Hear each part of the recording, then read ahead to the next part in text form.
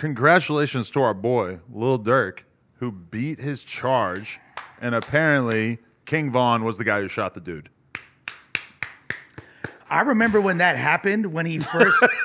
I don't know if there's nothing to clap for. It's not really like what you want to celebrate. It's unfortunate because in reality, it's like, oh, Vaughn would have been being dragged through the legal system if this was still available for them to charge him with. That would be the least of his problems, in all honesty. That's true. Yeah, that's a good point. Vaughn would definitely be up north for the rest of his life, realistically, at some point. But still, the fact that Durk doesn't have to deal with this anymore when it was hanging over his head for like a huge portion of his career, that's actually pretty amazing. So I'm definitely happy for him. And we all probably owe him a little bit of grace that we probably didn't give him at a certain point, because I think at a certain point everybody thought that Durk was kind of fucked over this case because they allegedly had video of him fucking shooting the guy. I don't know if they just saw what they wanted to see in the video or if they just charged them together, but at one point they were claiming that they had actual video footage of Durk leaning out the window and shooting this guy. No, I work with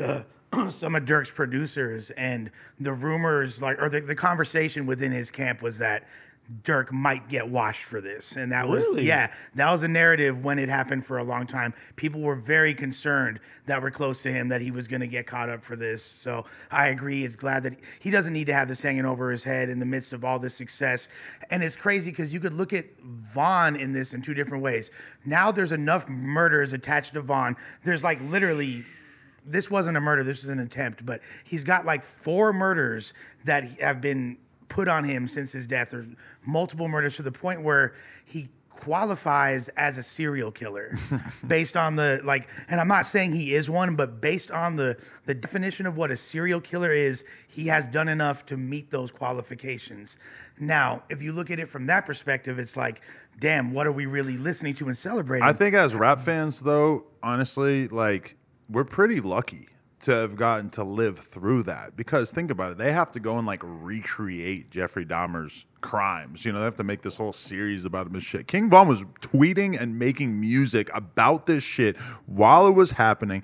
Realistically, even if he hadn't tweeted about it, because I don't think they need to like rely on tweets or shit that happened in videos or whatever to prove that any of this stuff happened. But the fact that he shared that much of his life almost as if he knew that he just wasn't really meant for this world, or that he wasn't going to be around to deal with the consequences. It's pretty incredible. Them really tweets with him and that girl going back and forth. Oh, yeah. And I was just interviewing FBG Young and FBG Dutchy, and I asked them, I'm like, how do you feel? I brought up the whole thing about Trapolo Ross getting threatened by King Von's team, or somebody representing King Von, to basically delete the stuff about KI from his video. And I actually called them out because I go, you're doing the drill rapper thing. Because they're like, oh, I don't think he killed her. Like, rah. You know, they don't want to ever, like, they don't want to give him the glory. They never want to give the glory to an op, for sure. Yeah. And I just called it out as soon as they did it. And I'm like, I'm so glad I'm at this point in my rapper interviewing career where I can just call this for what it is. And they laughed their asses off because they knew that they were doing the exact thing that I was saying they were doing. Joe Budden, don't watch this conversation, please. No, you should definitely check it out. Oh, is Tool y'all now too? Oh man. Oh, he probably got some thoughts on you. Joe and me are cool. We've known each other. You think? I mean, we'll see. Until he realizes that you're a Potter. Yeah, we'll see. Call me Harry Potter. Don't play with me. Harry Potter. That's my new ad lib. Fox. I saw Southside post this clip of some random kid rapping, and then the ad lib is just Harry Potter over and over and over.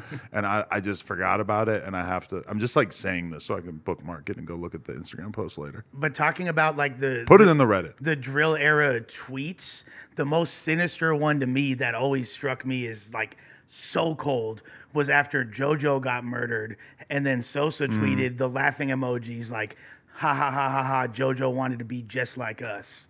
And this is like the day he died. That just like told you everything that you needed to know about how cold-hearted a lot of these dudes were. Right. And just really painted the picture for you. Like, in case you didn't get the point, death is nothing to these motherfuckers. That's like the new one. They was like, what does Lil Durk want for his birthday? So he's already dead. Well, it's like, look, these are people that potentially killed his people that love him. So it's like, of course, you're going to look at them in a dehumanizing manner, right? Right. No, I mean, that's what they're setting it up for you. They give you all the information you need to be a fucking hater. when you listen to their music, right? And with that being said, if you look at it from a street perspective, Vaughn did the right thing, holding Durk down in that moment, busting the shots for him. So was someone trying to rob them, or what happened to that? Allegedly, it's like something to that degree. All right, people, we just hit 300,000 subscribers. You know we're trying to hit 400,000 subscribers. So that little red button, tap it, tap in. We appreciate y'all.